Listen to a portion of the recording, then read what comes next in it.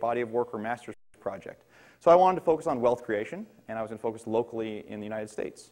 So I started out with the 10 million undocumented workers in the United States, and I focused on kind of the subset of that, which are the 150,000 day laborers that are on the street any day. This is only 2% of the population, but it's a very controversial part of the population. So I started to work with them, and just some basic knowledge is that it cost them about $2,000 to come up across the border, and they earn about $9,000 a year. So I started out working out with this community and just trying to understand them a little bit. And so when they come here, they go between parking lots and street corners and storefronts, and they just kind of analyze where they get more jobs, and they flow between them.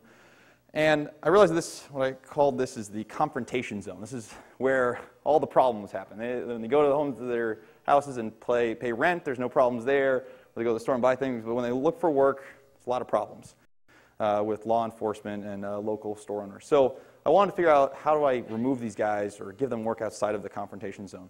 So I started to look at what was already doing that. And so there's something called day worker centers, which are places where people work or wait for labor. And so I said, okay, why aren't more people going to these day worker centers? And so I went out and asked the guys on the street, and they said, well, there's not enough jobs. We get more jobs out here, so we're going to be here. So I started out thinking, okay, I'm just going to start working on, how do I get more jobs per week at a day worker center? So I create the flow of people to day worker centers away from the confrontation zone. My point of view that I ended up with is a hardworking, honest worker needs a meritocracy system to prove his value and escape the confrontation zone. I'm going to show you how I got there and what the embodiment of that is. So these are the type of people that I was working with. These are people at the Mountain View Day Worker Center, mostly male, some female, mostly from Mexico. And so I just started. So when I started, there was a new development where the local community had started putting up signs to tell people where the center was and kind of show that it was part of the community. So I wanted to kind of push that to the next level. So I started, bringing that kind of form language and those systems into the aesthetics of the design thing, from signs to T-shirts to point of sale marketing, and just kind of realized, learning how much systems really give credibility to these individuals. And then I realized when I was walking one day, this volunteer, Natalia, oh, I just missed that one. Basically, she was choosing between two guys, and she chose one of the guys and didn't tell the other guy why she didn't choose him, so he could never improve. So I realized you needed to get enable feedback loops in this system. So I started with paper prototypes of things for workers to give feedback. This moved on to an email form, which Letitia got her first feedback, and then integrated that into the worker system there, and then developed a website system that could scale to multiple centers simultaneously. What I learned from that is just there's a real need in this society or in this demographic is just to build and bank identity, because there's no way to do that currently. So then I went to study the transaction. This is Maria, who runs the center in Mountain View, and she's working with a homeowner here to help her begin the transaction with these two individuals that are going to be working for her that day. So I wanted to understand how to frame the transaction, and so I started researching different types of transactions. This was my personal statement, which consisted of a spotlight or searchlight that would highlight a transaction of me selling a booklet on my thoughts of design for a quarter. I moved on with a collaboration with Eric Fagin, which was called iShine. This was a look at the shoebox, and if we take our shoebox from the 1920s for shoe shining and bring it today, the transition from your shoes being very important to now your mobile devices being very important, we charge people $2 to shine their iPhones, pretty much. This was our first customer, and my favorite part of this is he was on the phone talking, and he was walking past, and he just turns and looks and just hands money. It was just it was already in his head, and it was amazing. So, and then, yeah, most of it's just made up, but anyways. And then also just in working on the transaction with the guy that I had hired in India to get the program going. So what I learned from this is just you need to be an appropriate experience. We're moving on. So I was building on that, and then in April I went to something called the Day Worker Center Summit in Hayward, and this was all the representatives from all day worker centers in the Bay Area, and also from the national network and funders.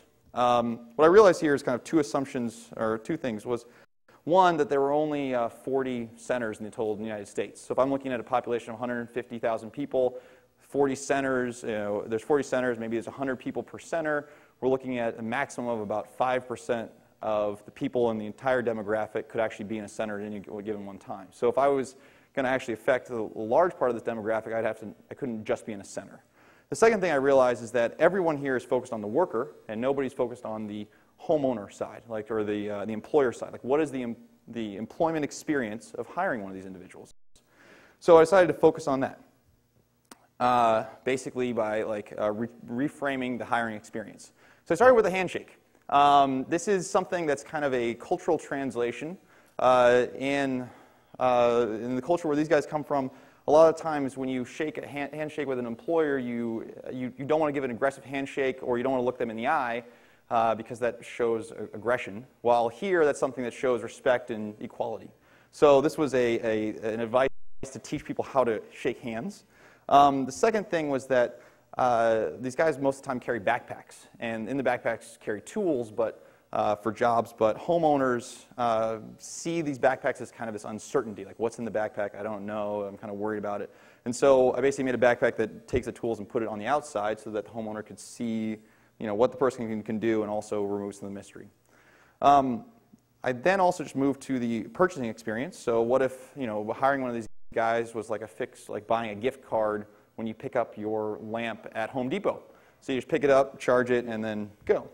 And also, what would it be like if this was just something you bought on your iPhone app when you're driving home from Home Depot and the guy's there to meet you when you get there? So I took all these things and I basically took some, got from these design imperatives on the right, and just kind of got some basic things like, starting from scratch, really harsh penalties, it needs to be web to text, and reframing the job to a task. Then I built, this is our first prototype, where in the top corner you see this is running the prototype. This is the analysis of the job, and this is before the job's finished, and this is after the job's complete, and this is the transaction afterwards. And you can see this piece of paper in the worker's hand is the receipt of the job. And so basically what this combined into is a website, which is part of a company that I'm going to be taking forward after this, which for the homeowner side just focuses on solving their need of getting things done. And on the worker side, just tells them where the job's done and how to get towards it.